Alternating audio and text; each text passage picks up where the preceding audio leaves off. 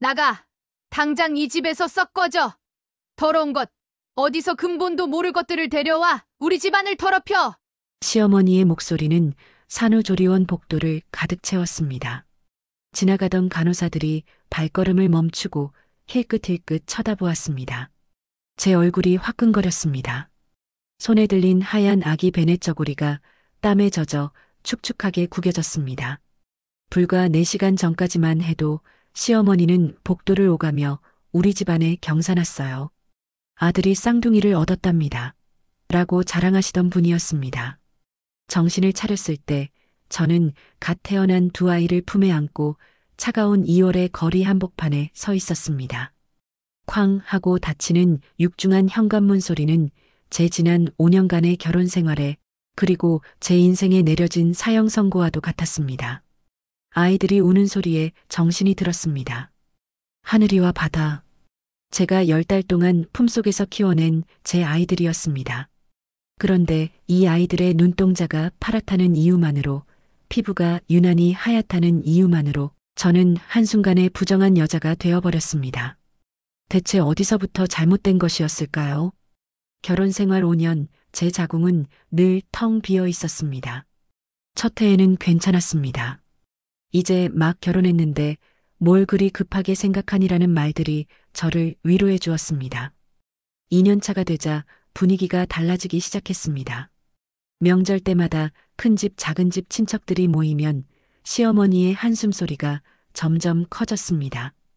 김 원장네 며느리는 벌써 둘째를 가졌다던데 우리 현우가 35이 넘었는데 그 말을 들을 때마다 제 심장이 쿵 하고 내려앉았습니다. 명절 음식을 준비하면서도 TV를 보면서도 그저 멍하니 창밖을 바라보면서도 시어머니의 시선이 제 배를 훑는 것을 느낄 수 있었습니다. 3년 차가 되던 해 시어머니는 본격적으로 움직이기 시작했습니다. 수진아, 이거 먹어봐라. 친정어머니가 딸 못 낳던 며느리한테 먹였다는 약이래. 검은색 한약이 담긴 사발을 밀어주시는 시어머니의 눈빛에는 기대와 압박이 뒤섞여 있었습니다. 첫 숟가락을 뜨는 순간 쓰디쓴 맛에 구역질이 올라왔지만 꾹 참았습니다. 어머니, 감사합니다. 감사는 무슨 당연한 일이지. 어서 먹어. 다 식기 전에. 그렇게 저는 이름 모를 약재들을 매일같이 삼켰습니다. 녹용, 홍삼, 산수유, 오미자, 친정어머니도 덩달아 몸에 좋다는 것들을 보내오셨습니다. 하지만 제 배는 여전히 평평했습니다. 4년차가 되자 시어머니의 태도가 확 바뀌었습니다. 현우야, 엄마가 요즘 듣기로는 시험관 하는 게 훨씬 확률이 높다던데. 너희 한번 알아보는 게 어떻겠니?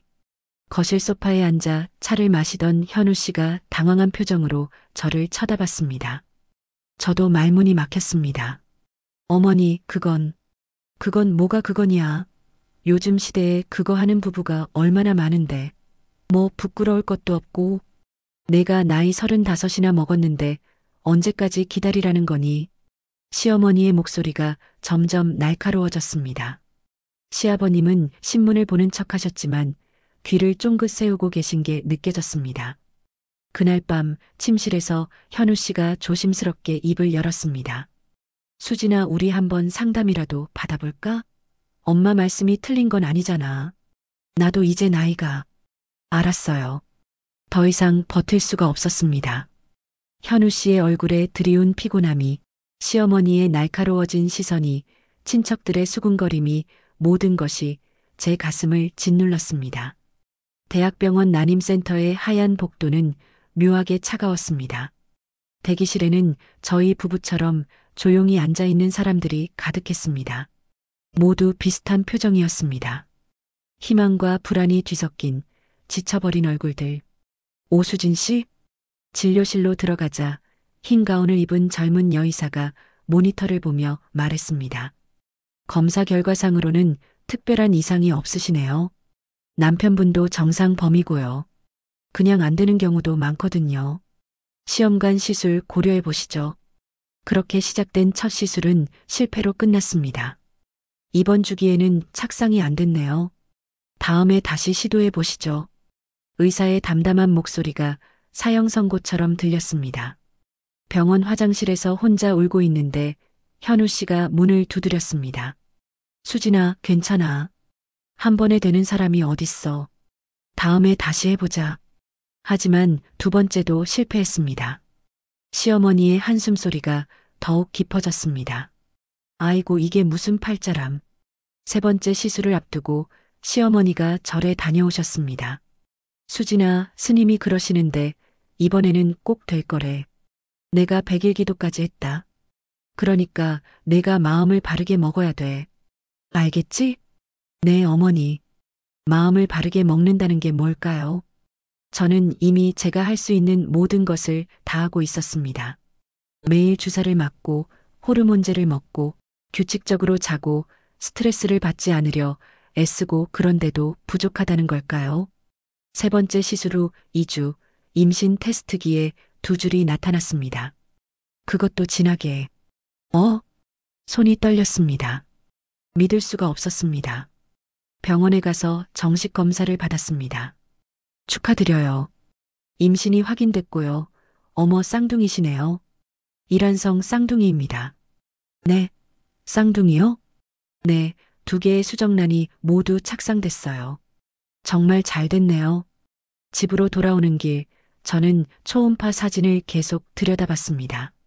작은 점 2개, 제 뱃속에서 자라나고 있는 생명 2개, 눈물이 주르륵 흘러내렸습니다. 현우 씨에게 전화를 걸었습니다. 여보, 나 쌍둥이래. 쌍둥이. 진짜? 진짜야, 수진아?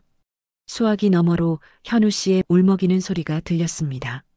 그날 저녁 시댁에서는 잔치가 벌어졌습니다.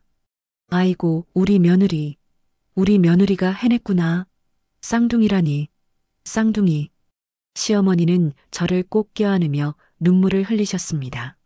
시아버님은 소주잔을 들어 올리시며 활짝 웃으셨습니다. 오랜만에 경사로구나.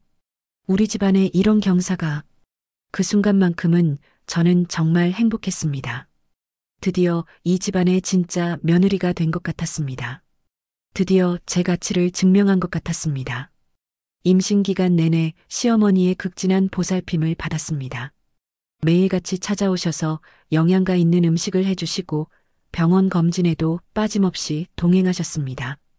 우리 하늘이 바다. 벌써 이름도 지었네? 참 예쁜 이름이구나. 밤새 수놓으신 하얀 베넷 저고리들을 주시며 시어머니는 활짝 웃으셨습니다. 우리 손주들이 이걸 입는구나. 우리 수진이가 복덩이구나. 그때만 해도 이 하얀 베넷 저고리가 나중에 제 인생을 송두리째 바꿔놓을 줄은 몰랐습니다. 만삭이 되어 배가 불러오자 현우 씨는 매일 밤 제 배에 대고 말을 걸었습니다. 하늘아, 바다야, 아빠야. 빨리 나와서 아빠 얼굴 보자. 응? 아이들은 뱃속에서 통통 발을 차며 대답하는 것 같았습니다. 세상에서 가장 행복한 시간이었습니다. 그리고 드디어 출산일이 다가왔습니다. 진통이 시작된 건 새벽 3시였습니다. 하복부에서 시작된 통증이 점점 강해졌습니다. 여보, 병원 가야 할 것 같아. 현우 씨는 벌떡 일어나 허겁지겁 옷을 입었습니다. 시어머니께 전화를 드리자 곧바로 달려오셨습니다. 아이고, 우리 며느리. 진통 간격이 어떻게 돼? 빨리 병원 가자. 응급실로 들어가는 내내 시어머니는 제 손을 꼭 잡고 계셨습니다. 수진아, 아프지? 조금만 참아. 곧 끝나. 우리 예쁜 손주들 만나면 다 잊혀질 거야. 분만실로 들어가는 순간 공포가 엄습했습니다. 하지만 의사와 간호사들의 목소리가 저를 진정시켜 주었습니다. 자, 힘주세요. 하나, 둘, 셋. 세상 모든 고통이 한꺼번에 몰려오는 것 같았습니다.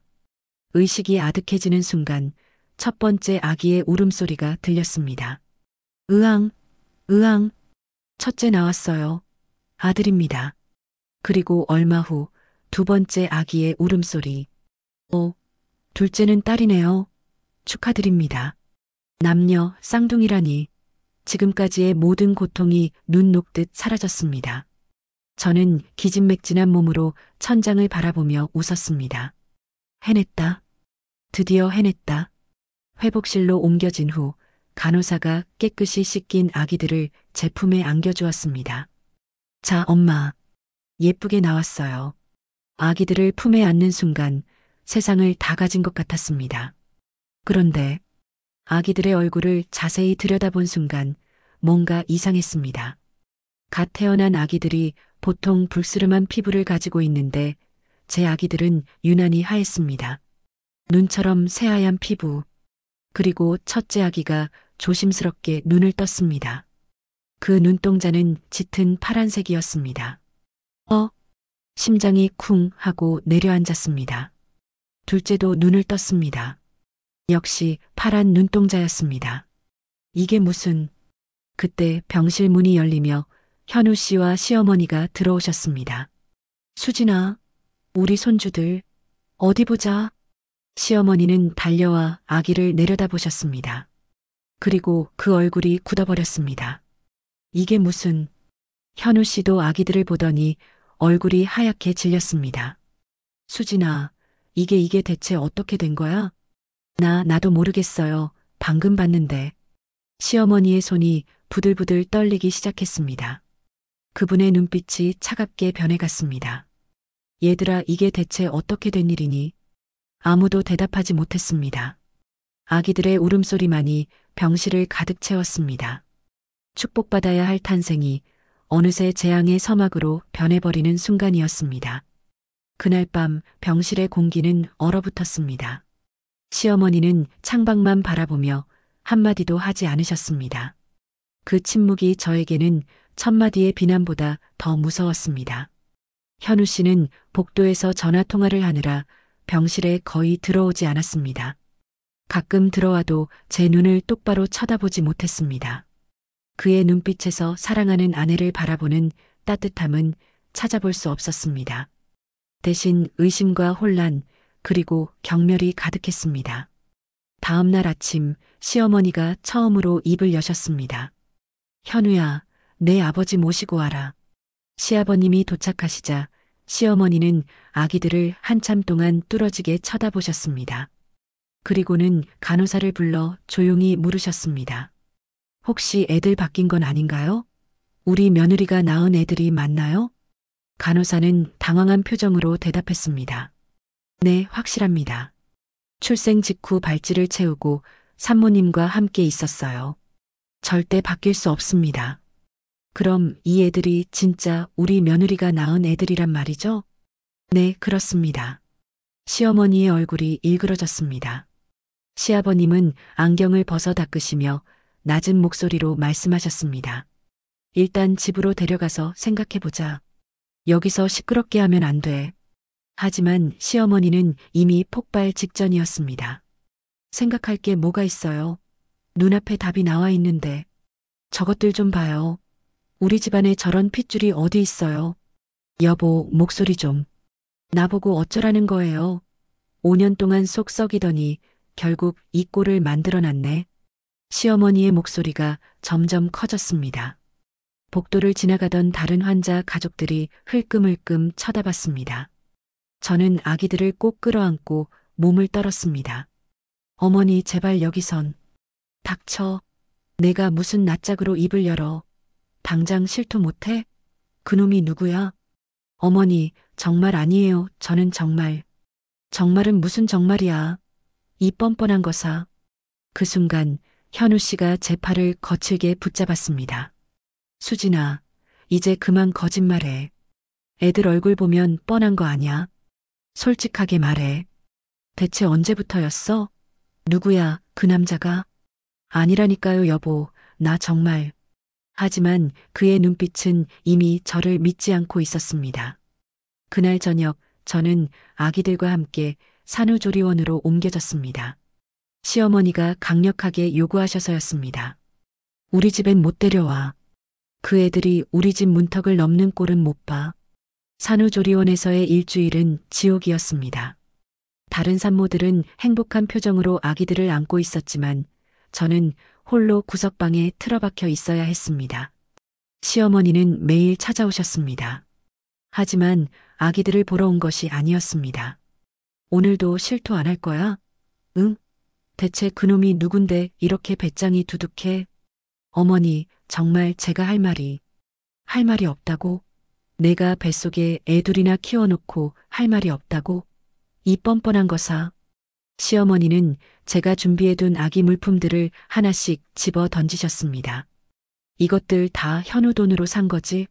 그 돈으로 내가 낳은 작것들 키울 물건을 샀어? 염치가 있어야지.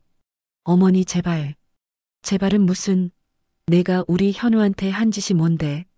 5년 동안 애 못 낳아도 눈치 한 번 안 주고 꾹 참고 참았는데 결국 이 짓을 해? 어느 날은 제가 아기들에게 젖을 물리고 있는데 불쑥 들어오셨습니다. 젖은 또 왜 물려? 내 더러운 젖 먹이면 애들도 더러워져. 어머니, 그래도 모유가 제일 좋다고. 닥쳐. 내가 엄마 행세를 해? 넌 이미 엄마 자격이 없어. 당장 끊어. 분유 먹여. 시어머니는 제 손에서 아기를 낚아채듯 빼앗으셨습니다. 아기가 울음을 터뜨렸지만 그분은 아랑곳하지 않으셨습니다. 일주일 후 현우 씨가 서류 봉투를 들고 나타났습니다. 수진아, 이거 해야겠어. 봉투 안에는 유전자 검사 동의서가 들어 있었습니다.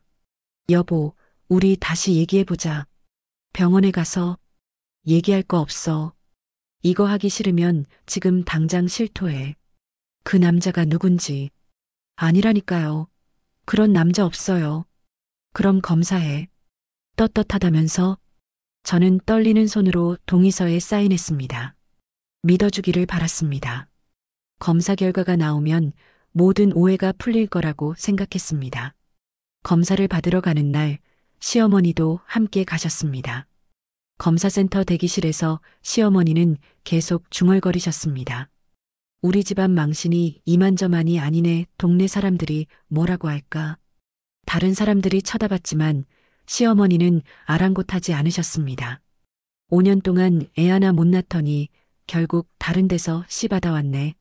어머니, 사람들이 듣잖아요. 들으면 어때? 사실인데. 내가 부끄러운 짓을 했으면 부끄러움을 알아야지. 검사를 마치고 나오는데 시어머니가 갑자기 제 팔을 꽉 잡으셨습니다. 오수진, 잘 들어. 검사 결과 나오기 전에 그 남자 연락처라도 불어. 그럼 내가 조용히 처리해 줄게. 안 그러면 내 인생 완전히 끝장이야. 어머니, 정말 그런 사람 없어요. 아직도 거짓말을 해? 좋아, 끝까지 가보자. 결과 나오면 그때는 용서 없어. 결과가 나오기까지 일주일. 그 시간 동안 저는 천천히 죽어갔습니다. 시댁집으로 돌아간 후 저는 완전히 고립되었습니다.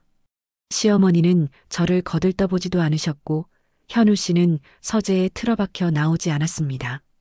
식사 시간이 되면 시어머니가 냉장고에서 반찬을 꺼내 탁자에 던지듯 놓으셨습니다. 내 밥이야. 아직 내 집에서 밥은 먹어야겠지? 감사합니다. 감사는. 결과 나오면 당장 나가야 할 텐데. 아기들은 제 방에만 있어야 했습니다. 시어머니가 거실로 나오는 것조차 허락하지 않으셨으니까요.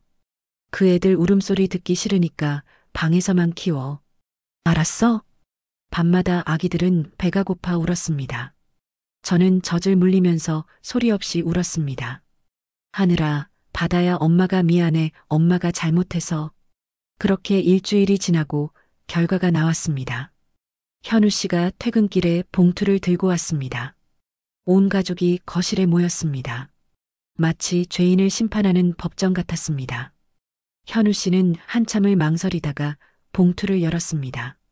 서류를 꺼내 읽기 시작했습니다. 그의 얼굴이 점점 굳어졌습니다. 친부 확률 0%. 시간이 멈춘 것 같았습니다. 시어머니가 벌떡 일어나 서류를 낚아챘습니다. 뭐라고? 시어머니는 서류를 읽어내려가더니 저를 향해 서류를 집어 던졌습니다. 종이가 제 얼굴을 스치고 지나갔습니다. 이 더러운 년, 감히 어느 놈의 씨를 우리 집에 들여와. 당장 이실 짓고 못해? 그놈이 누구냐고. 어머니, 이건 잘못된 거예요. 뭔가 실수가. 실수? 실수라고? 유전자 검사가 거짓말을 해? 내가 거짓말을 하는 거지. 시어머니는 저에게 달려들었습니다. 제 머리채를 붙잡고 흔들었습니다. 말해. 당장 말해. 누구야, 그 개자식이. 어머니, 제발 아파요. 아파? 내가 지금 아프다고 말할 자격이 있어? 우리 현우 가슴에 못 박은 년이. 시아버님이 시어머니를 말렸습니다. 여보, 진정해. 이웃들이 다 들어. 들으면 어때요? 인연이 우리 집안을 망쳤는데.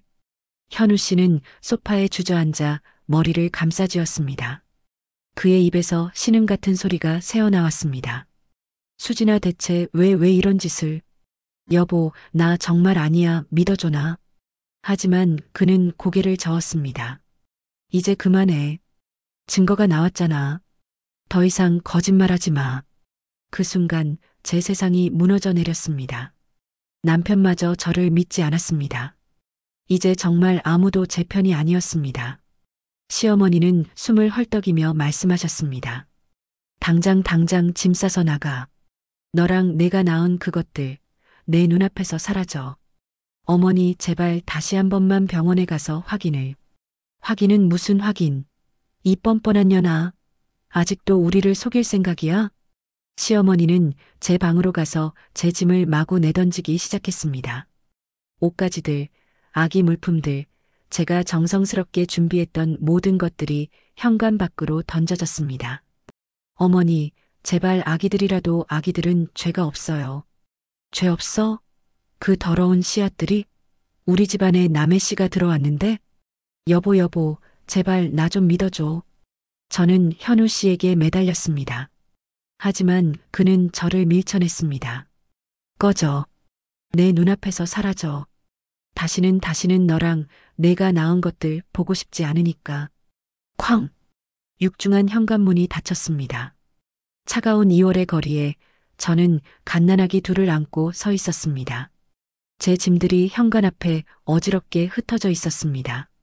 시어머니가 수놓았던 하얀 베네 저고리가 바람에 날렸습니다. 손을 뻗어 잡았습니다. 하늘이 바다라고 새긴 글씨가 눈물에 번졌습니다. 5년간의 결혼 생활이 이렇게 끝나버렸습니다. 세상이 너무 추웠습니다. 갈 곳이 없었습니다. 일단 근처 찜질방으로 갔습니다. 새벽 시간이라 사람이 별로 없었습니다. 수유실로 가서 아기들에게 젖을 물렸습니다. 아기들은 배가 고팠는지 힘껏 빨아댔습니다. 미안해, 엄마가 미안해. 눈물이 멈추지 않았습니다. 휴대폰을 꺼내 친정에 전화를 걸었습니다. 어머니가 받으셨습니다. 엄마, 수진아, 왜 이 시간에? 엄마, 나 집에서 쫓겨났어. 뭐? 저는 그간의 일을 모두 털어놓았습니다. 수화기 너머로 어머니의 한숨 소리가 들렸습니다. 수진아, 너 정말 그런 짓 안 했지? 엄마, 나 정말 안 했어. 억울해 죽겠어. 그럼 검사가 왜 그렇게 나와? 유전자 검사가 거짓말을 하니? 나도 모르겠어. 분명 병원에서 뭔가 잘못된 거야. 한참의 침묵이 흘렀습니다. 수진아, 미안하지만 우리 집에도 오지 마라. 엄마, 내 아버지가 가문의 수치라고 당분간은 얼굴도 보고 싶지 않대. 엄마, 나 정말 미안하다. 내가 알아서 해라. 뚜뚜뚜. 전화가 끊어졌습니다. 저는 바닥에 주저앉았습니다. 친정 부모님마저 저를 버렸습니다. 세상에 정말 혼자 남았습니다. 몇 시간을 멍하니 있다가 정신을 차리고 부동산 앱을 열었습니다. 통장에 남은 돈은 700만 원. 제가 몰래 모아둔 비상금이었습니다. 보증금 500에 월세 30만 원짜리 반지하 방을 찾았습니다. 햇볕도 제대로 들지 않는 곰팡이 냄새나는 방이었지만 선택의 여지가 없었습니다. 아기 둘이에요? 밤에 울면 민원 들어와요. 조심하겠습니다. 계약서에 도장을 찍고 저는 아기들을 안고 그 좁은 방으로 들어갔습니다. 집기라곤 낡은 싱크대와 작은 냉장고뿐이었습니다. 아기들을 눕히고 저는 구석에 쪼그려 앉았습니다. 이제 어떻게 하지? 아기들은 배가 고파 부쳤습니다. 분유를 타려고 하는데 물이 없었습니다. 마트에 가서 생수를 사고 분유를 사고 기저귀를 사니 돈이 순식간에 줄어들었습니다. 다음 날부터 구직 활동을 시작했습니다.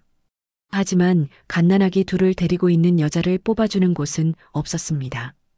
아기가 있으시면 좀 힘들 것 같은데요. 맡길 때가 있으면 연락 주세요. 거절 통보를 받을 때마다 가슴이 무너졌습니다.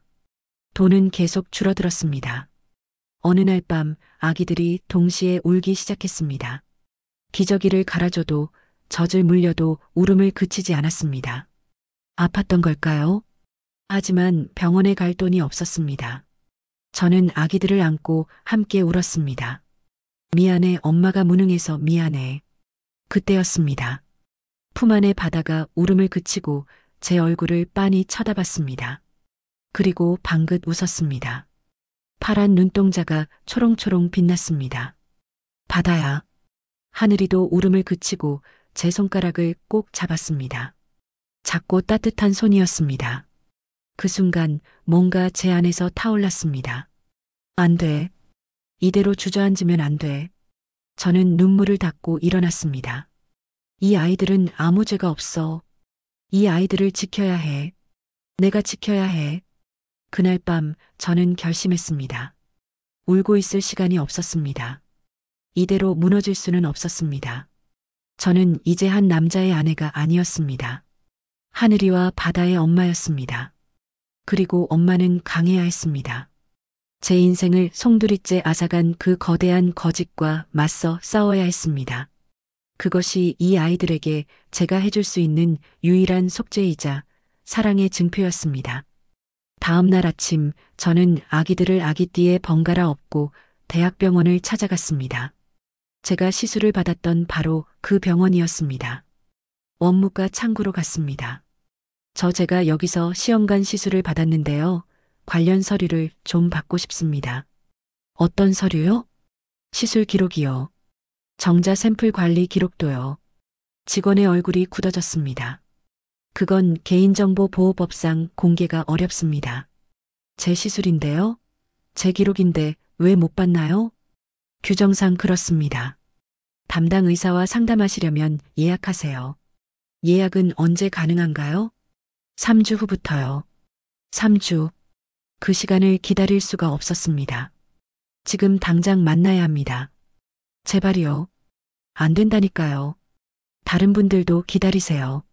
저는 매일 병원을 찾아갔습니다. 원무과에 가고 진료과에 가고 의사를 찾아 헤맸습니다. 하지만 돌아오는 것은 차가운 거절뿐이었습니다. 일주일째 되던 날 저는 병원 본관 앞에서 1인 시위를 시작했습니다. 아기들을 업은 채 피켓을 들었습니다. 대학병원의 시술 오류로 제 인생이 파괴되었습니다. 진실을 밝혀주세요. 지나가는 사람들이 쳐다봤지만 아무도 관심을 가지지 않았습니다. 어떤 사람들은 수군거렸습니다. 저 여자 미쳤나 봐. 애들 저렇게 업고 뭐 하는 거야? 하루, 이틀, 사흘, 일주일이 지나도 아무 일도 일어나지 않았습니다. 병원 측에서는 경비를 보내 저를 쫓아내려고 했습니다. 여기서 이러시면 안 됩니다. 다른 환자분들이 불편해하세요. 저도 환자였어요. 여기서 시술 받았다고요. 그래도 이렇게 하시면 안 됩니다. 불법이에요. 저는 밀려났지만 다음 날 또 왔습니다. 포기할 수 없었습니다. 그렇게 열흘째 되던 날이었습니다. 병원 앞에서 멍하니 서 있는데 누군가 제 어깨를 툭 쳤습니다. 수진아? 돌아보니 믿을 수 없는 얼굴이 있었습니다. 서연이? 대학 동기였습니다. 같은 과에서 공부했던 늘 저를 챙겨주던 친구였습니다. 수진아, 너 맞지? 여기서 뭐해? 몰골이 왜 이래? 그 순간 참았던 모든 감정이 터져나왔습니다. 저는 그 자리에 주저앉아 엉엉 울기 시작했습니다. 서연아, 나나. 서연이는 아무 말 없이 제 등을 두드려 주었습니다. 근처 카페로 옮겨 저는 그간의 모든 일을 털어놓았습니다. 서연이는 제 이야기를 듣는 내내 얼굴이 굳어갔습니다. 그 미친놈들. 병원도, 내 전남편도. 나 정말 아무것도 안 했어. 근데 아무도 안 믿어줘. 나는 믿어. 나는 너 믿어, 수진아. 그 말에 또 눈물이 쏟아졌습니다. 10년 만에 처음으로 제 편이라고 말해주는 사람을 만났습니다. 나 지금 인권 변호사로 일하고 있어. 이런 케이스 여러 번 봤어. 의료사고 은폐하는 거 병원들이 자주 하는 짓이거든. 정말? 그래. 수진아, 이거 그냥 넘어가면 안 돼. 너랑 내 아이들 인생이 걸린 문제야. 서연이는 제 손을 꼭 잡았습니다. 내가 도와줄게. 변호 맡을게. 하지만 나 돈이 없어. 돈 얘기는 나중에 하자. 일단 이 새끼들이랑 싸우자. 응? 저는 고개를 끄덕였습니다. 오랜만에 희망이 보였습니다. 서연이는 곧바로 병원 측에 정보 공개 청구를 했습니다. 하지만 예상대로 병원은 완강하게 거부했습니다. 의료법상 환자의 동의 없이는 불가능합니다. 환자 본인이 요청하는 건데요. 본인이라는 증명이 필요합니다. 그리고 정당한 사유도 제시해야 하고요. 서연이는 이를 갈았습니다. 저 새끼들 뭔가 숨기는 게 분명해. 저희는 법원에 정보 공개 가처분 신청을 했습니다. 하지만 그것도 시간이 걸렸습니다. 한 달, 2달 시간은 흘러갔고 제 통장 잔고는 계속 줄어들었습니다. 그러던 어느 날 시댁에서 연락이 왔습니다. 현우 씨였습니다. 수진아, 이혼 서류야. 사인하고 보내. 여보 소리 하지 마. 이미 끝났어. 빨리 사인해. 위자료는 안 줘. 나 진짜 억울해. 제발 한 번만 더. 그만해. 이제 지겹다. 내가 계속 이러면 명예훼손으로 고소할 거야. 전화가 끊어졌습니다. 이혼 서류를 받아들고 저는 한참을 멍하니 있었습니다. 서연이가 위로했습니다. 일단 사인하지 마. 재판 끝나고 하자. 하지만 현실은 냉혹했습니다. 한 달에 한 번씩 법원에 가서 서류를 제출하고 병원 측 변호사들과 실랑이를 벌였지만 진전은 없었습니다. 그러던 중 시어머니가 SNS에 글을 올렸습니다. 며느리의 배신으로 가슴에 대못 박힌 시어머니의 하소연. 그 글은 순식간에 퍼져나갔습니다. 댓글들이 달렸습니다. 요즘 여자들 정말 불쌍하신 시어머니. 저런 며느리는 천벌 받아야지. 저에 대한 신상이 털리기 시작했습니다. 제 얼굴 사진, 대학 시절 사진까지 인터넷에 떠돌았습니다. 거리를 걸으면 사람들이 수군거렸습니다. 저 여자 아니야? 그 여자. 저는 점점 세상과 단절되었습니다. 아기들과 저만의 세계에 갇혀 살았습니다. 하지만 포기하지 않았습니다. 서연이가 있었으니까요. 그리고 제 품 안에 하늘 바다가 있었으니까요. 6개월 후 드디어 법원의 결정으로 병원의 일부 자료를 확보할 수 있었습니다. 하지만 결정적인 증거는 없었습니다. 시스템 로그는 이상 없음으로 기록되어 있었고 담당 의사와 간호사들은 그런 실수는 있을 수 없다고 증언했습니다. 법정 싸움이 본격화되면서 병원 측은 저를 공격하기 시작했습니다. 원고는 과거 대학 시절 여러 남성과 교제한 기록이 있습니다. 그게 이 사건이랑 무슨 상관이? 원고의 성향을 보여주는 증거입니다. 법정에서 저는 매번 수치심에 몸을 떨어야 했습니다. 제 과거가 낱낱이 파헤쳐졌습니다.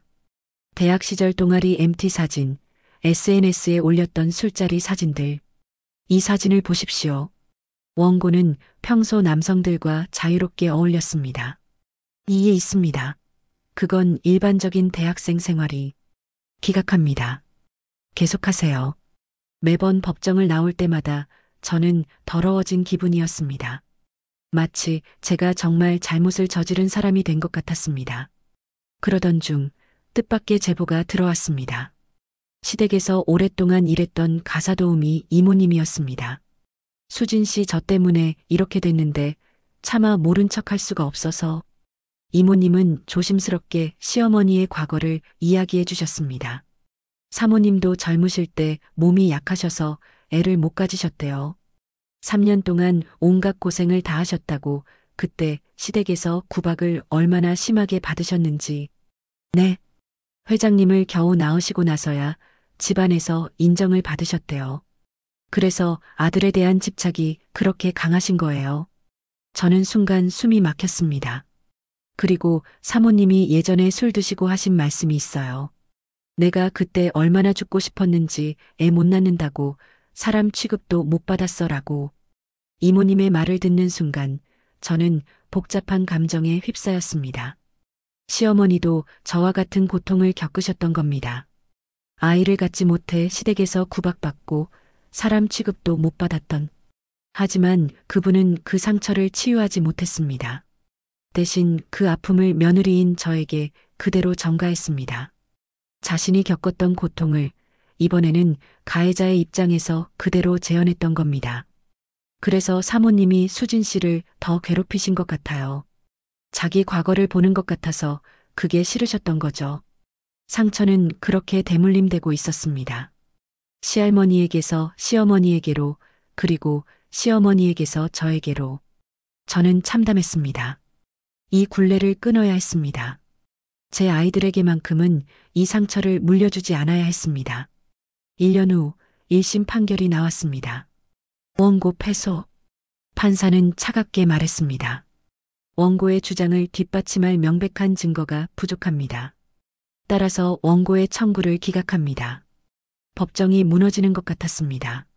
서연이가 제 손을 꼭 잡았지만 저는 아무 감각도 느낄 수 없었습니다. 밖으로 나오자 기자들이 몰려들었습니다. 오수진 씨, 패소 소감 한마디. 남편과 화해할 의향은? 아이들 친부가 누구입니까? 카메라 플래시가 터졌습니다. 저는 고개를 숙이고 서연이의 손에 이끌려 그 자리를 빠져나왔습니다. 다음 날 인터넷은 난리가 났습니다.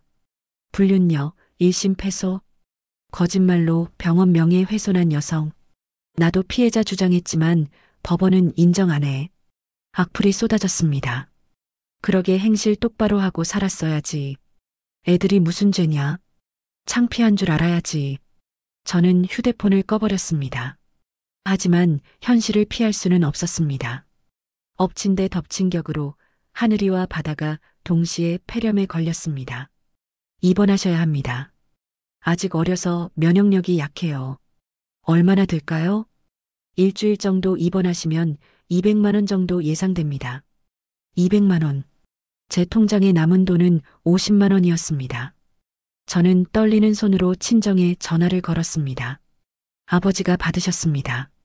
아빠 나야. 무슨 일이냐? 애들이 아파서 입원을 해야 하는데 돈이 없어. 수진아. 아빠 제발 나중에 다 갚을게. 지금 당장 애들이. 이제 그만하거라. 네. 더 이상 집안 망신시키지 말고 조용히 살아라. 그게 내가 우리에게 해줄 수 있는 마지막 효도다. 아빠 제발. 뚜뚜뚜. 전화가 끊어졌습니다. 저는 병원 복도에 주저앉아 울었습니다. 결국 서연이가 돈을 빌려줬습니다. 괜찮아, 수진아. 나중에 천천히 갚아. 서연아 미안해, 정말 미안해. 미안하긴 뭐가 미안해. 우리 친구잖아. 하지만 마음이 편하지 않았습니다. 이미 너무 많은 신세를 지고 있었습니다. 아이들이 입원한 일주일 동안 저는 병실을 떠나지 않았습니다. 작은 몸으로 산소호흡기를 끼고 힘겹게 숨쉬는 아이들을 보며 제 심장은 까맣게 타들어갔습니다. 엄마가 무능해서 미안해. 그때 병실 문이 열리고 현우 씨가 들어왔습니다. 저는 깜짝 놀라 일어섰습니다. 왜 왔어요? 애들이 아프다는 얘기 들었어. 그는 인큐베이터 안의 아이들을 내려다봤습니다. 복잡한 표정이었습니다. 병원비는 내가 낼게. 필요 없어요. 수진아, 이건 애들 문제야. 내 자존심 문제가 아니라고. 당신이 이 애들 아빠 아니라며? 그럼 낼 필요 없어요. 그래도 나가주세요. 제발. 현우 씨는 한참을 망설이다가 돌아섰습니다. 문을 나서며 그가 중얼거렸습니다. 미안해. 하지만 그 미안하다는 말이 이제는 아무 의미가 없었습니다. 아이들이 퇴원하고 며칠 후 서연이가 지친 얼굴로 찾아왔습니다. 수진아 미안해. 왜? 무슨 일이야? 항소심 준비하면서 내가 할 수 있는 건 다 해봤는데 증거가 없어. 결정적인 증거가. 서연이의 눈에 눈물이 고였습니다. 나도 이제 어떻게 해야 할지 모르겠어. 저쪽은 너무 거대해. 그 순간 제 마지막 희망마저 흔들렸습니다. 그래. 고마워, 서연아. 여기까지 와줘서. 수진아, 아니야, 나 포기하는 거 아니야, 그냥. 알아. 괜찮아. 하지만 괜찮지 않았습니다. 이제 정말 끝인 것 같았습니다. 그날 밤 저는 아이들을 재우고 창밖을 바라봤습니다. 멀리 보이는 도시의 불빛들이 저를 비웃는 것 같았습니다. 정말 이대로 끝나는 걸까? 희망의 불씨가 완전히 꺼져가고 있었습니다. 항소심 최종 변론을 2주 앞둔 밤이었습니다. 저는 아이들을 재우고 판결문을 읽고 또 읽었습니다. 뭔가 놓친 게 있을 것 같았습니다. 하지만 아무것도 보이지 않았습니다. 새벽 2시 서연이에게서 전화가 왔습니다. 수진아, 깼어? 응, 못 자고 있었어. 찾았어. 수진아, 찾은 것 같아. 뭘? 증인, 내부 증인. 서연이는 흥분한 목소리로 설명했습니다. 지난 몇 달간 제가 시술받았던 시기를 전후로 병원을 그만둔 직원들의 명단을 뒤지고 있었다고 했습니다. 한 명이 이상했어. 시술실 수간호사였는데 갑자기 사표 내고 지방으로 내려갔거든. 그것도 내가 시술받고 3개월 후에. 설마 연락처 알아냈어. 내일 만나러 갈 거야. 같이 갈래? 당연하지. 다음 날 저희는 새벽부터 남쪽의 작은 도시로 향했습니다. 기차에서 저는 계속 손을 비비고 왔습니다. 떨려? 응. 만약 이것도 아니면. 괜찮아. 일단 만나보자. 그 연구원은 작은 카페에서 저희를 기다리고 있었습니다. 30대 중반쯤 되어 보이는 여성이었습니다. 하지만 얼굴이 몹시 초췌했습니다. 오수진 씨? 네, 저예요. 그녀는 한참을 저를 바라보다가 고개를 떨구었습니다. 정말 죄송합니다. 그 말에 가슴이 쿵 내려앉았습니다. 혹시 뭔가 알고 계신 건가요? 그녀는 떨리는 손으로 커피잔을 들었습니다. 한참의 침묵이 흘렀습니다. 말씀하시기 힘드시죠? 하지만 제발 도와주세요. 저 정말 억울해요. 제 목소리가 떨렸습니다. 그녀의 눈에 눈물이 고였습니다. 그날 병원이 인증평가를 앞두고 있었어요. 네. 다들 정신이 없었죠. 치료 관리하는 시스템에 일시적인 오류가 생겼어요. 전산이 다운됐다가 복구되는 과정에서 그녀의 목소리가 점점 작아졌습니다. 외국인 기증자의 정자 샘플이 라벨이 떨어져 나갔어요.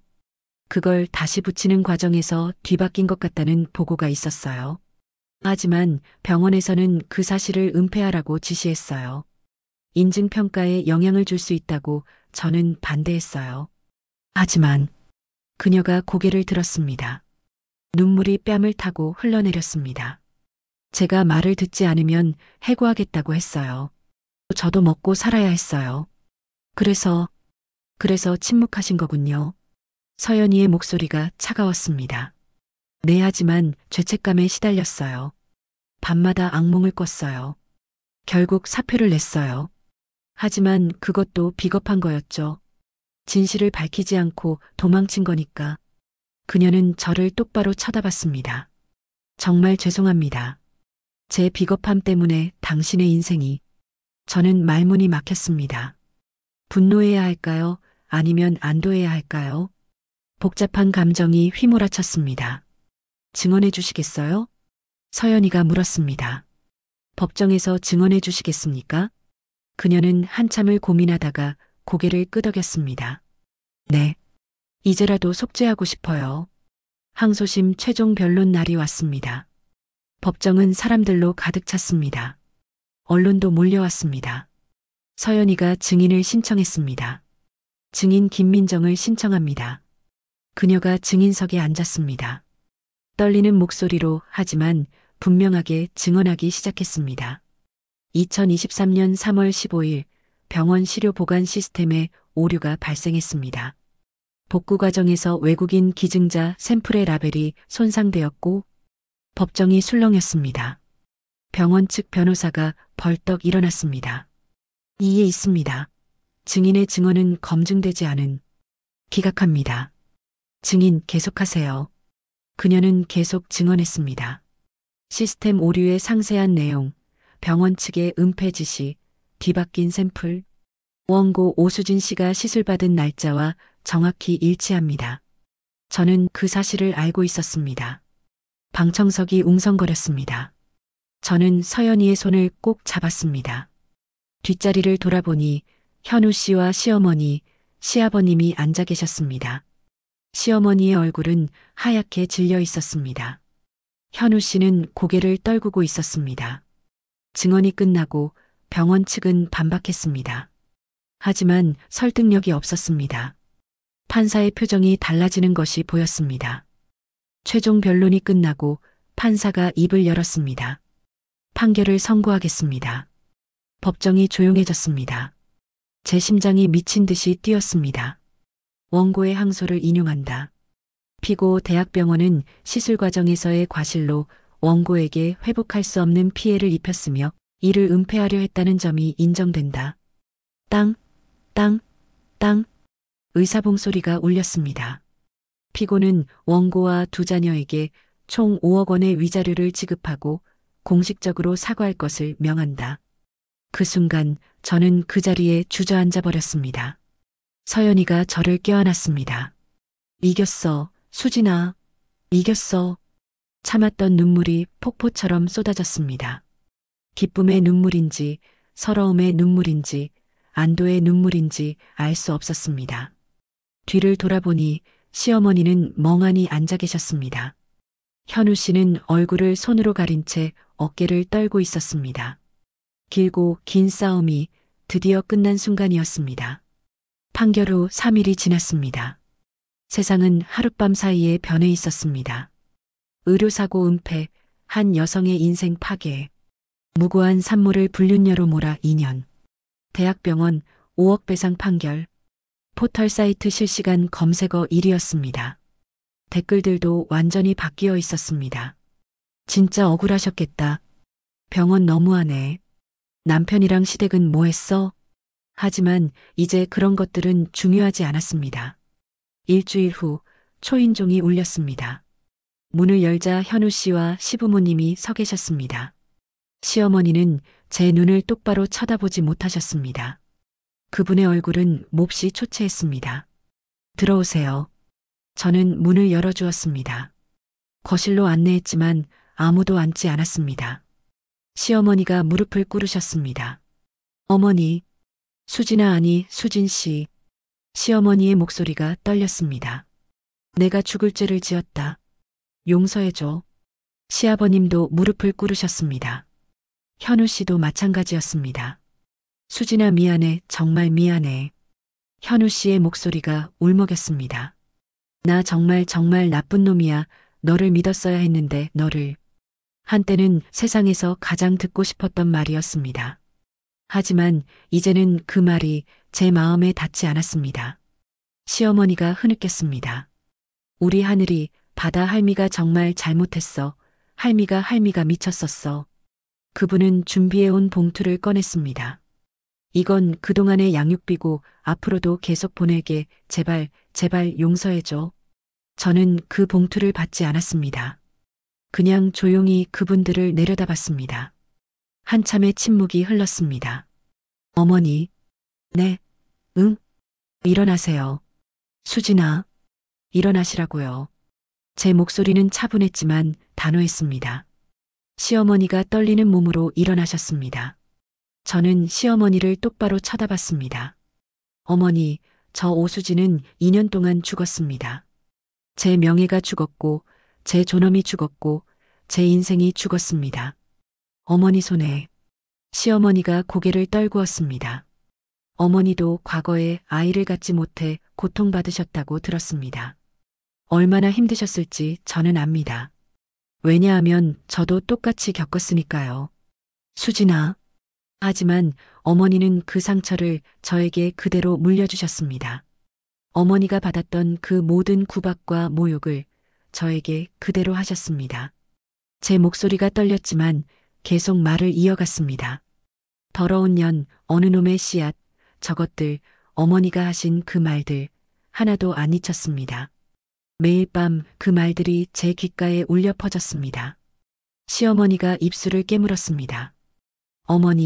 어머니가 제게 하신 그 모든 말들이 제 가슴에 대못처럼 박혀 지난 2년 동안 저를 매일 밤 잠 못 들게 했습니다. 이제 와서 미안하다는 말 한마디로 돈 몇 푼으로 그 상처가 아물 거라고 생각하셨습니까? 용서는 제가 드릴 수 있는 성질의 것이 아닙니다. 그건 어머니께서 평생 안고 가셔야 할 몫입니다. 저는 시선을 돌려 현우 씨를 바라봤습니다. 그는 여전히 고개를 들지 못하고 있었습니다. 그리고 당신, 현우 씨. 그의 어깨가 움찔거렸습니다. 나는 당신을 남편이라고 믿었어요. 세상 모든 사람이 나를 손가락질해도 당신 한 사람만큼은 내 편이 되어줄 거라고 믿었어요. 하지만 당신은 어땠죠? 내 손을 가장 먼저 놓아버린 게 바로 당신이었어요. 꺼져. 내 눈앞에서 사라져. 당신이 나에게 했던 마지막 말을 나는 단 하루도 잊어본 적이 없어요. 제 목소리가 조금씩 떨려왔지만 저는 말을 멈추지 않았습니다. 당신이 조금이라도 나를 믿어주려 했다면, 병원에 같이 가보자고 한 번만 말해줬더라면 어쩌면 이렇게까지 오지는 않았을지도 모르죠. 하지만 당신은 나를 믿는 대신 당신의 어머니와 세상의 손가락질을 택했어요. 우리 사이의 신뢰는 그때 이미 끝났습니다. 저는 서랍에서 이혼 서류를 꺼내 그들 앞 탁자 위에 올려놓았습니다. 도장 찍었어요. 당신도 찍어서 보내세요. 아이들 양육권은 제가 갖겠습니다. 양육비는 법원에서 정해주는 대로 받겠습니다. 더는 엮이고 싶지 않아요. 현우 씨가 고개를 들었습니다. 그의 눈은 붉게 충혈되어 있었습니다. 수진아, 제발 한 번만 기회를. 기회는 당신이 버린 거예요. 이제 그만 돌아가 주세요. 아이들이 깰 시간입니다. 저는 현관문을 열었습니다. 더 이상 할 말은 없었습니다. 세 사람은 죄인처럼 고개를 숙인 채 힘없이 집을 나섰습니다. 쾅 하고 문이 닫혔습니다. 2년 전 그날과 똑같은 소리였지만 이번에는 제가 문 안쪽에 서 있었습니다. 문에 기대어 스르르 주저앉았습니다. 참았던 눈물이 터져나왔지만 더 이상 아프지는 않았습니다. 그저 모든 것이 끝났다는 안도감이 밀려왔습니다. 그로부터 1년이 흘렀습니다. 저는 작은 아파트에서 하늘이 바다와 함께 살고 있습니다. 병원에서 받은 배상금과 위자료로 얻은 햇살이 잘 드는 따뜻한 보금자리입니다. 아이들은 이제 제법 잘 걷고 엄마라는 말도 곧잘합니다. 사람들은 여전히 아이들의 파란 눈동자와 하얀 피부를 신기하게 쳐다보곤 합니다. 하지만 이제 저는 아무렇지도 않습니다. 그저 웃으며 말합니다. 우리 아가들, 눈 색깔이 참 예쁘죠? 아이들은 제 자랑이자 제 세상의 전부입니다. 가끔 현우 씨에게서 연락이 옵니다. 아이들 사진을 보내달라고, 한번 만나게 해달라고. 저는 가끔 사진을 보내주기는 하지만 만남은 허락하지 않았습니다. 아이들이 좀 더 커서 아빠의 존재를 궁금해할 때, 그때가 되면 생각해 볼 문제입니다. 시어머니는 철마다 아이들 옷과 장난감을 사서 집 앞에 두고 가시곤 합니다. 저는 그 물건들을 받아 보육원에 기부합니다. 제 방 옷장 깊숙한 곳에는 2년 전 그날 제가 손에 꼭 쥐고 있던 하얀 베네저고리가 있습니다. 눈물과 땀으로 얼룩졌던 그 옷을 깨끗하게 빨아 고이 접어두었습니다. 가끔 그것을 꺼내보며 생각합니다. 진정한 가족이란 무엇일까? 핏줄로 묶여야만 가족일까? 이제 저는 압니다. 가족이란 서로를 믿어주고 어떤 시련 속에서도 마지막까지 서로의 편이 되어주는 것이라는 것을요. 저는 제 인생을 잃었지만 대신 하늘이와 바다라는 두 개의 세상을 얻었습니다. 상처가 완전히 사라지지는 않겠지만 저는 더 이상 과거에 얽매여 살지 않을 겁니다. 제 옆에는 저를 보고 방긋 웃어주는 제 아이들이 있으니까요. 오늘도 저는 하늘이와 바다의 손을 잡고 공원으로 향합니다. 따스한 햇살 아래 아이들의 웃음소리가 퍼져나갑니다. 그 웃음소리를 들으며 저는 비로소 깨닫습니다. 제 길고 길었던 겨울이 끝나고 드디어 진짜 봄이 찾아왔다는 것을요. 저의 진짜 명절은 바로 오늘입니다.